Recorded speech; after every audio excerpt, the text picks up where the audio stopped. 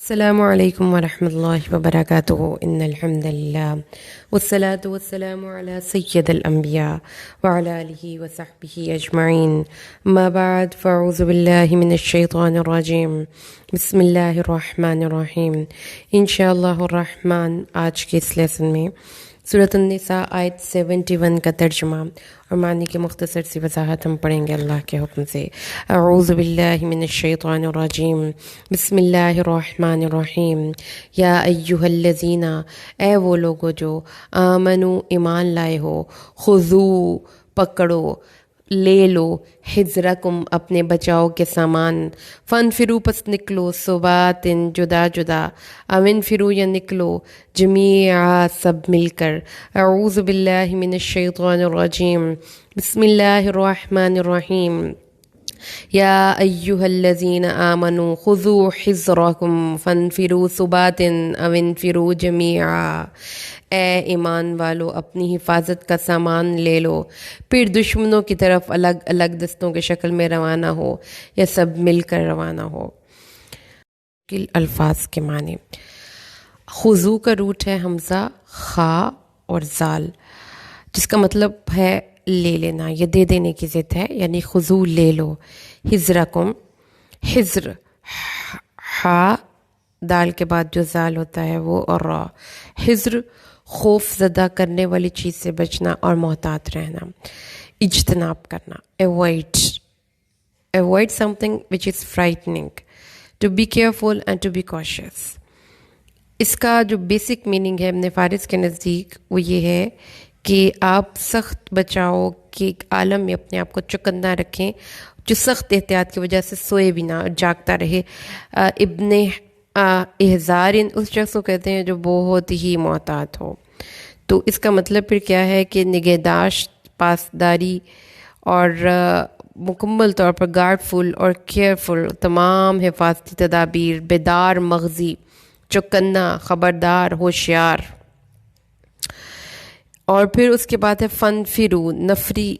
یعنی کہ نفری بھی ورڈ یہیں سے نکلا ہے، جیسا ہم فوج کی نفری ہوتی ہے۔ اس کا مطلب کیا ہے؟ نون، فا اور را لغت میں اگر آپ نے اس کو سرچ کرنا ہے تو بے قرار ہونا اور اپنی جگہ سے اٹھانا، ہٹ جانا، جدا ہو جانا، اور نفرا الی الشیء کسی چیز کی طرف تیزی سے جانا۔ اسی سے پھر وہ نفری جو ہم کہتے ہیں نا، وہ جتھا یا گروہ جو کسی کی مدد کے لیے اٹھ کھڑا ہو، اس کے لیے لفظ نفری یعنی نون، فا اور را ہے۔ تو اللہ تعالیٰ نے فرمایا ہے یا تو پھر ثبات کی صورت میں، یعنی کہ جدا جدا، اور یا پھر جمیعہ سب مل کر نکلو۔ تو اب آپ ان آیات کو اس کی روٹ کی میننگ سے سمجھنے کے بعد آئیے ہم ان آیات کو دوبارہ سے پڑھتے ہیں۔ اس آیت کریمہ 71 پہ اللہ نے اپنے مومنوں کو بتایا خضوع جو ہے یہ امپیریٹو ہے، حکم فکرہ ہے، فعل امر ہے۔ تو اللہ کی طرف سے حکم آیا کہ اپنے لیے بچاؤ کا سامان مقدور بھر لو، پھر نکلنا، یا تو الگ الگ یا پھر سب مل کر، یعنی as per the requirement of the situation آپ کو ڈیسیجن لینا ہے، اور اس میں سچویشن کے حساب سے آپ نکل سکتے ہیں۔ اب یہ کس سچویشن پہ یہ حکم دیا گیا ہے؟ اس کی 2 یا 3 امپلیمنٹیشنز۔ سب سے پہلی امپلیمنٹیشن جو کہ آپ کو مختلف تفسیر کی کتابوں میں ملتی ہے وہ ہے کہ جنگ کے لیے نکلیں، دشمنوں کا مقابلہ کرنے کے لیے نکلیں،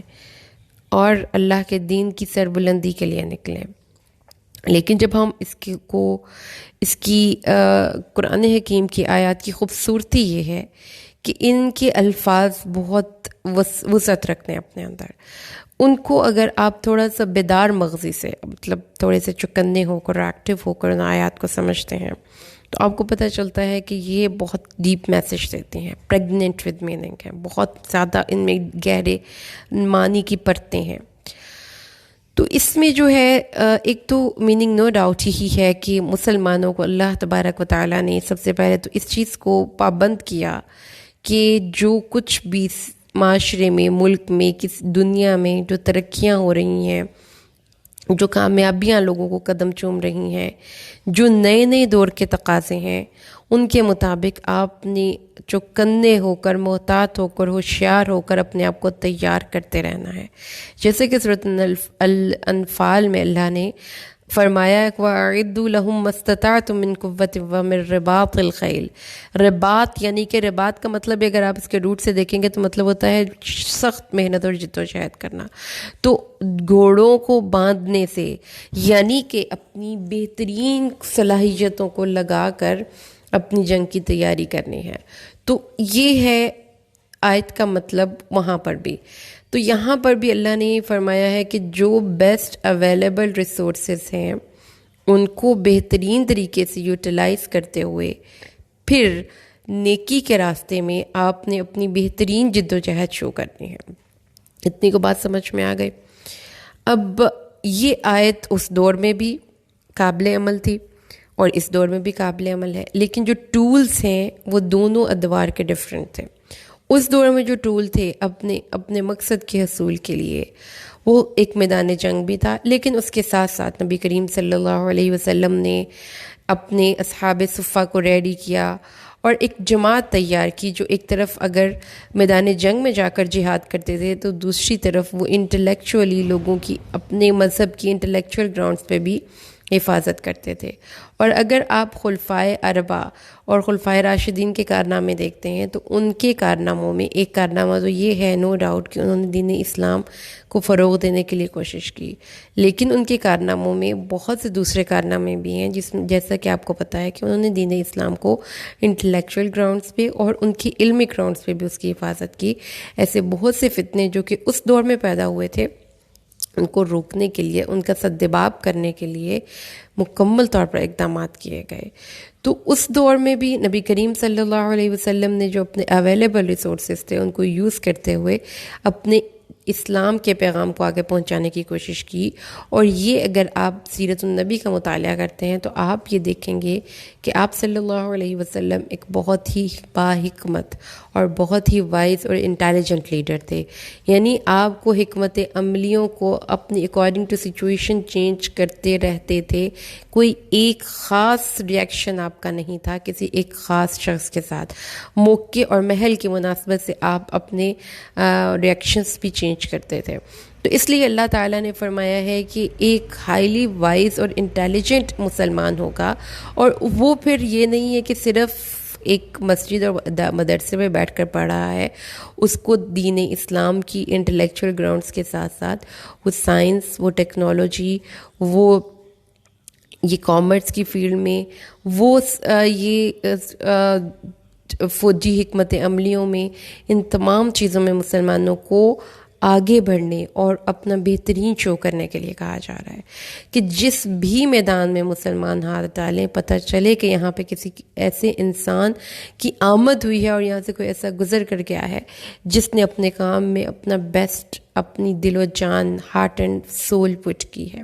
تو اس میں دیکھ لیں ان آیتوں میں اللہ تبارک و تعالیٰ نے یہ سمجھا دیا کہ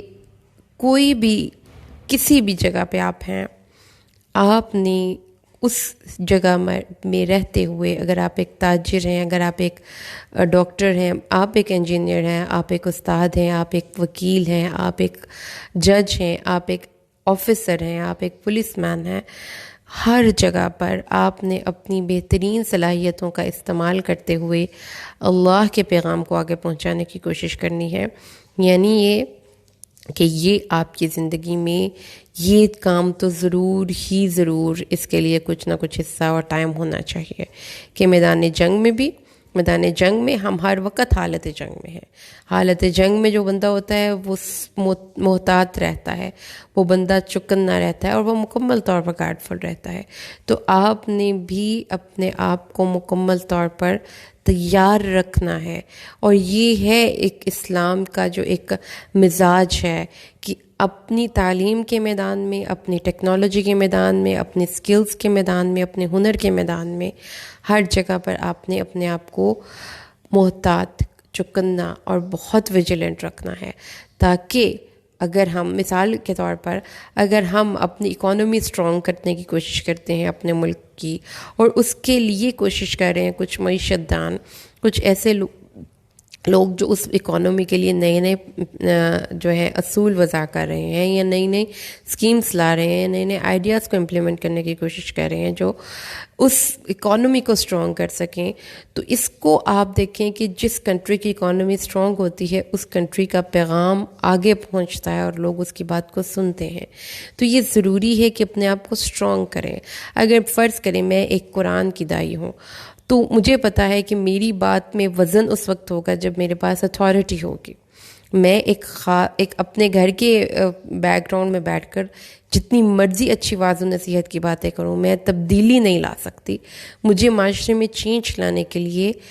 عملی زندگی میں آنا ہی ہوگا، اور اس عملی زندگی میں آنے کے بعد مجھے ان چیلنجز کا سامنا کرنا ہی ہوگا، تو ہی میں اس پوزیشن میں آؤں گی کہ میری بات کوئی سنے۔ تو اس لیے اگر کوئی شخص اس نیت سے سیاست میں آتا ہے کہ مجھے پاور ملے اور میں کسی جگہ پر ایک اچھائی کو امپلیمنٹ کر سکوں، تو وہ بھی اللہ کے لیے جہاد کر رہا ہے، وہ بھی کوشش کر رہا ہے ایک برائی کو مٹا کر اس کی جگہ پہ اچھائی کو لانے کی۔ اسی لیے حضرت ابوبکر نے جنگ یمامہ میں خالد بن ولید کو لکھا کہ دشمنوں کے مقابلے میں ان جیسے ہتھیار استعمال کرو، تلوار کے مقابلے میں تلوار اور نیزے کے مقابلے میں نیزے سے لڑو۔ تو اس لیے جب اب انٹرنیٹ کا دور ہے اور ایک طرف فتنے اتنے ہیں کہ ہر روز نئی سے نئی ایپس لانچ کی جا رہی ہیں، تو اس کا مقابلہ پھر کرنے کے لیے ہمیں سائنٹسٹ چاہیے، کمپیوٹر سائنٹسٹ چاہیے جو کہ اس فیلڈ میں مسلمانوں کی ذہنی سوچوں کی حفاظت کریں اور ان کے فتنوں کے مقابلہ کریں، مقابلے کے لیے نئے نئے طریقے ایجاد کریں۔ تو یہ چیزیں ہیں جو کہ قرآن حکیم ہمیں سمجھا رہا ہے کہ دشمن کا مقابلہ کرنے کے لیے آپ نے بھی چوکنے رہنا ہے اور اپنی علمی اور اپنی نظریاتی سرحدوں کو مکمل طور پہ حفاظت کرنی ہے۔ اللہ سے دعا کیجیے قرآن حکیم کو سمجھ کر پڑھیں تاکہ ہماری زندگیوں میں تبدیلی آئے اور ہم ایک نئی رخ سے سوچنا شروع کریں۔ آمین۔ بارک اللہ لی ولکم فی القرآن الحکیم ونفعنی وإیاکم بالآیات والذکر الحکیم۔ السلام علیکم ورحمۃ اللہ وبرکاتہ۔